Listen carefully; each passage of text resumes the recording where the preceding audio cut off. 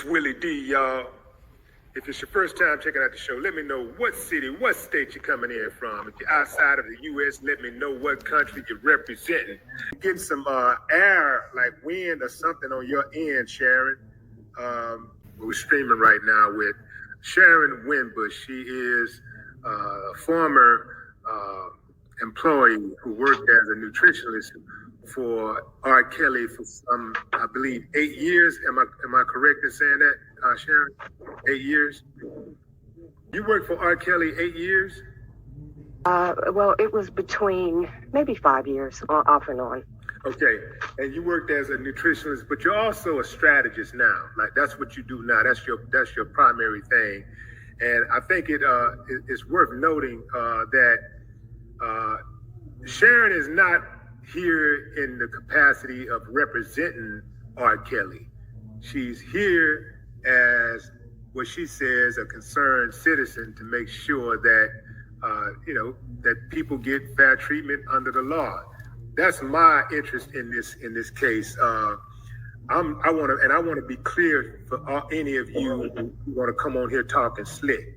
I want to make sure that you understand that for me, it's bigger than RKELLY. It's about every single person, including the people who hate RKELLY's guts, getting fair treatment under the law. I personally believe that RKELLY was railroaded. I'm not saying that I don't think he did anything wrong. I'm just saying I believe that RKELLY was railroaded. Sharon is here, who's someone who has been following this case for a significant amount of time, and she knows RKELLY on a personal level and a business level. Sharon, why are you so passionate about this case? When I first started looking at this, I saw everybody breaking the law, and I saw that not being addressed. We started with the Mute RKELLY campaign being illegal. It is against the law to seize anyone's assets. So they violated the Fourth Amendment, the Fifth Amendment, and the Sixth Amendment rights of RKELLY when they stopped his concerts. That hemorrhaged him financially. Then surviving RKELLY was fraudulent because most of the people in there either told blatant lies or lies of omission. And when I looked at this, I was a observer like everybody else, but I kept bumping into all of the laws that everyone else was breaking that people seemed to be ignoring, and that concerned me. Mm-hmm. So what's, just to be clear, what is your position on RKELLY's on his innocence or guilt? What's your position? I believe the Mute RKELLY campaign was illegal. Starting RKELLY was fraud. Kim Fox broke the law. The media broke the law when they said believe all women and believe any story that came out. Therefore, the investigations were not legal. You started investigations based on illegal behavior that preceded it. So you can't open an investigation if everything that preceded it was illegal. Then you had the case where a federal informant got a hold of RKELLY's jail records from a lawyer and used it to influence federal witnesses in his trials. So every part of access for RKELLY was illegal where I sit. So you can't even find where he's guilty because so many violations and laws were broken by so many people.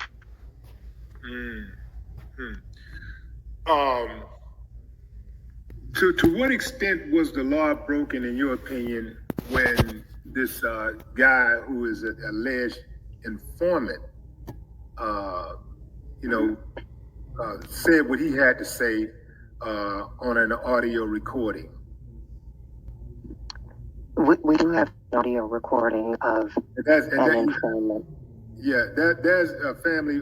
If you want to check it out, I couldn't play it on YouTube because of why and who, but there is a audio recording of an alleged informant who is flipping, who talks about flipping a witness, flipping a federal witness. And that's on my Instagram. That's Willie D Live. On my Instagram, Willie D Live. You can listen to it. It's about a 2 minute, 2.5 minutes or so. Text message from no fucking body. Tasha K had changed her fucking number. I ain't even had access to it. You probably hated on her to me. Hated on me. All of a sudden one day she changed her number.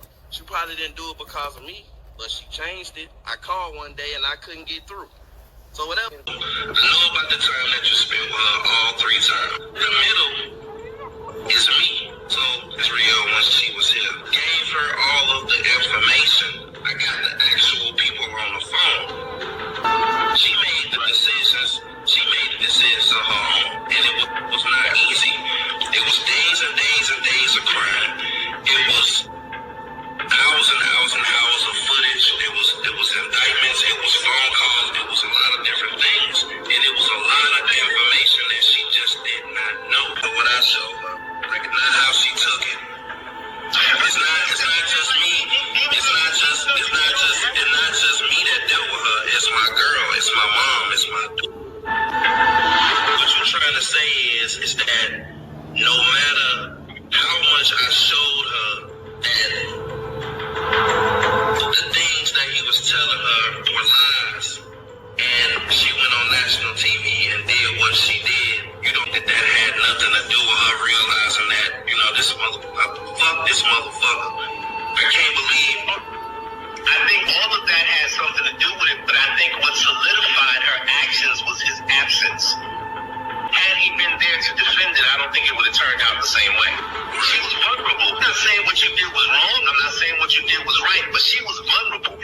Anybody could have came in and slid in her ear and told her anything because the nigga not dating. You know what I'm saying? Like, because I think if R. Kelly, honestly, if R. Kelly would have been out on bail, if he was granted bail, I don't think Asriel would have flipped. If R. Kelly was in the streets, Asriel wouldn't have flipped. They got the cable cut back on in the trunk from here.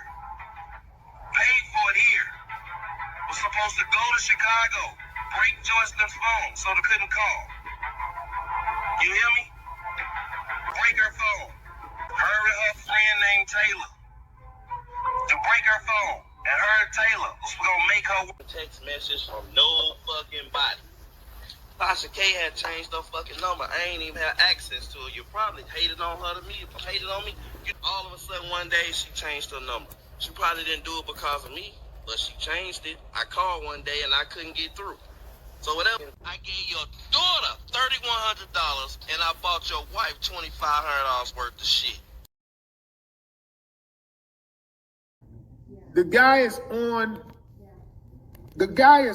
audio, a federal informant talking about flipping a federal witness.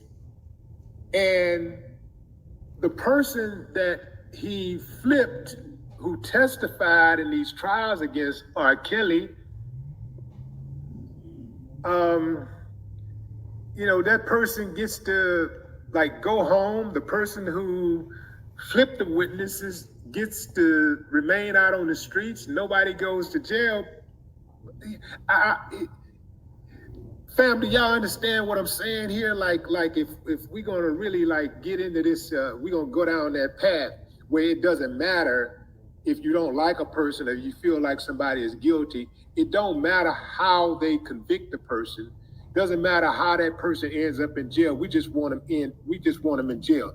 Just know that if that's the mentality, then you got to reserve that same mentality for yourself and the people that you do care about, the people that you love. Because if they'll do it to R. Kelly, who has made this country over $1 billion, that damn show do it to you. I mean, correct me if I'm wrong here, Sharon.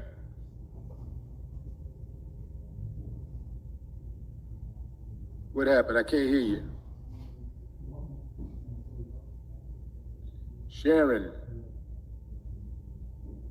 Okay, fam, something's going on again with this audio. Good God.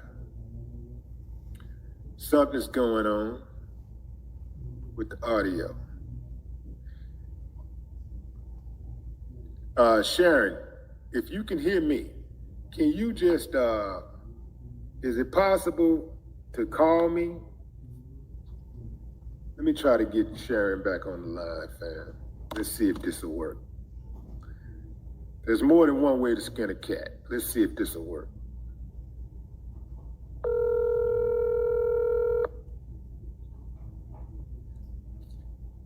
We're gonna see if this works.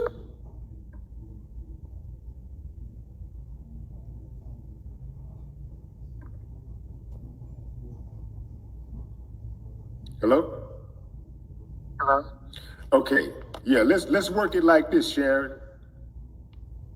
Okay. I got Sharon Winbush on the phone, fam, and again, if you're just not joining live, Sharon is a former employee of R. Kelly and who is currently serving as a strategist. That's what she does. She's not necessarily a strategist for R. Kelly, but she is she is a strategist, for I guess Clients. Excuse me. My other clients. For her other clients. And I'm just doing this because I'm concerned about the laws in this case. Right. She's doing this because she's concerned about the laws in this case. Sharon. Write your letters to Merrick Garland, U.S. Attorney General, at the Department of Justice, 950 Pennsylvania Avenue Northwest, Washington, D.C., 20530. Also write Lisa Monaco, U.S. Deputy Attorney General, and Michael Horowitz, Inspector General, and ask them to relaunch the investigation into R. Kelly's stolen jail records, make it transparent, and focus on the released audio of an informant confessing to flipping federal witnesses in his trials. This is like Keefe D. They can get the witness who was on that live, trace the date of the live, and pull up the original audio, confirm that it is not AI, and prosecute to the fullest extent of the law.